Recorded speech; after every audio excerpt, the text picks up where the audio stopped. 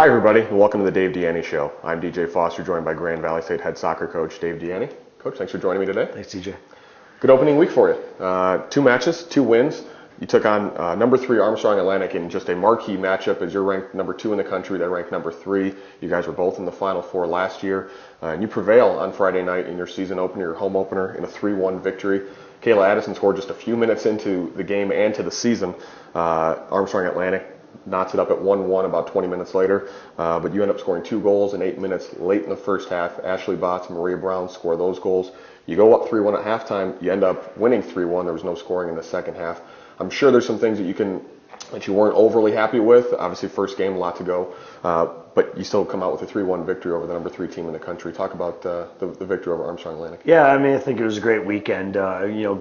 A good measuring stick for us, at least for the first game. Eric Falconer's Armstrong Atlantic team is a good team. I don't think they got the results that they wanted up here this weekend, but they're a really good team. And, I thought that it was more about how we came out and how we performed on Friday versus, kind of where they're at right now. And, there's no doubt about it. Just getting a win of that magnitude is a good start for us, but seeing what we can do and what we're able to do when all members of our team are on the same page and executing what we're asking them to do. And I think that was an example on Friday. We're trying to play a little higher pressure this year.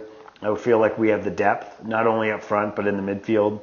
And I thought our girls were relentless. And I think that's a good word. Our Kayla Addison, Ashley Botts, Casey McMillan, Jenny Shaba, the players that came off the bench, Maria Brown, no matter who came in, I thought they were trying to pressure, Armstrong Atlantic's back four. And then that makes it easier for our midfielders, and then obviously makes it easier for our back line. And I thought relentless was a good word. I thought we turned the ball over an awful lot higher up in the field. 2 of the goals, quite honestly, came from that, turning the ball over 35, 40 yards away. So we're trying to do those things. Disappointed with the goal we gave up. I think we should have made the save. I think the back line maybe should have recognized, the gap in between the center back and the outside back. But again, if that's what we're complaining about right now, that's not a bad thing for the first game of the year, and we'll take it. But it was nice to see our upperclassmen kind of lead a little bit and, execute a game plan on Friday night.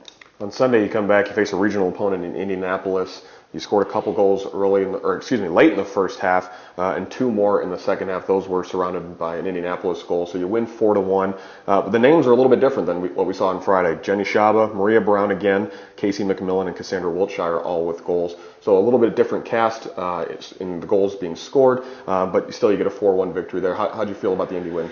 Well, it certainly wasn't of the magnitude as our game on Friday. Maybe a little bit of a hangover.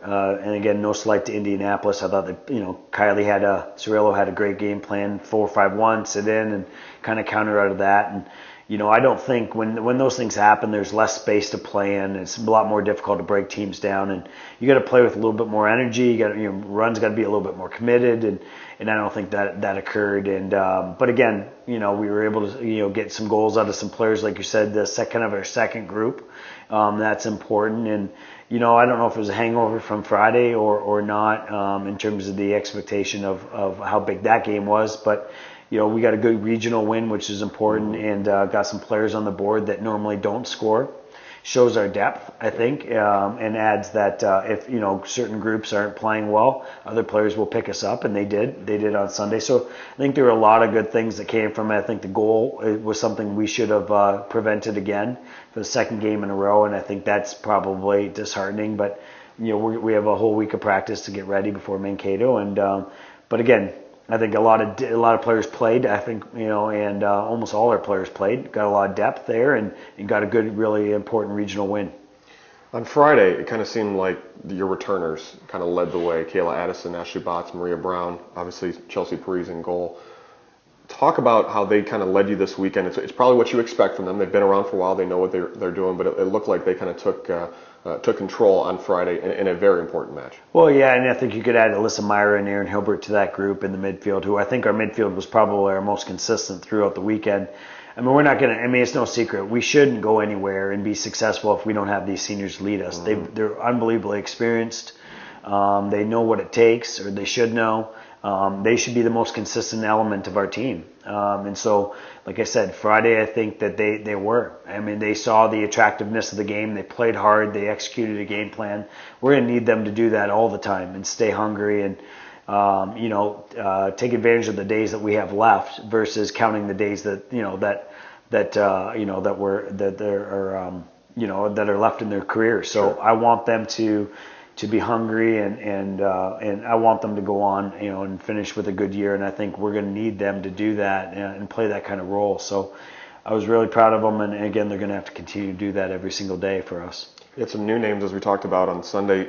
Score a few goals. Shaba McMillan, Katie Klunder played well all weekend. Obviously, you're going to need the returners to play well, but you're going to need the younger kids to come in and step in as well. How do you think they did this weekend? Well, I think, again, it bodes for our depth that we thought we maybe had.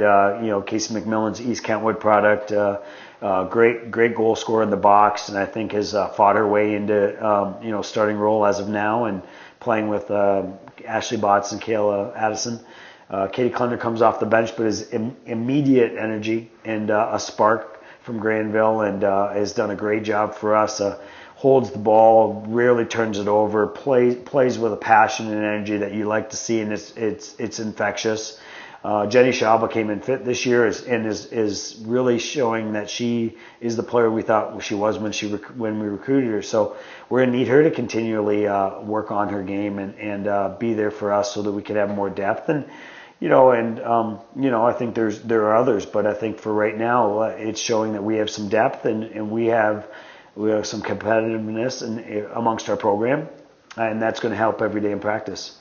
You played in the friendly confines of Allendale this past weekend, but now you go on the road for a tough road trip. You go to Mankato to take on Minnesota Duluth on Friday and then Minnesota State Mankato on Sunday. Two tough opponents, and obviously, like I said, this is a little bit of a road trip, so it'll be a good test to see where your team stands, playing in a different environment. Talk about the weekend that lies ahead for you. Well, it doesn't get any easier for us, quite honestly. This is going to be, we knew our first 4 or 5 games were going to be very difficult, and Minnesota Mankato is NCAA qualifier every single year, and Pete McGahee's got them going well. And quite honestly, we went out there last year, and I don't know if we got outplayed, but we got a hand to us at certain moments, certain times during the game, and very physical, very athletic team, very aggressive up front, kind of playing how we want to play in terms of high pressure. And I thought our back line struggled a little bit. And I think we're better suited now to play against that, and we certainly were later in the year. But it's going to be a great challenge for us and another good measuring stick for us. And then Minnesota Duluth, defeated Northern Michigan this year already 4-1. That's a good result for them. So that Greg Haynes got a good program there. So it's going to be a great challenge for us. But again, we tell our kids that's why they're at this program and that's why they're at the school. And we want to be competitive and we want to play the best we can. And so we get a good measuring stick and know what we need to get better at. Grand Valley State soccer team opens up the season 2-0. 2 more games this weekend against Minnesota. Dave, we'll talk to you next week about those. Thanks for joining us today. Thanks, TJ. Thank you for watching the Dave DiIanni Show here on the Grand Valley Sports Network.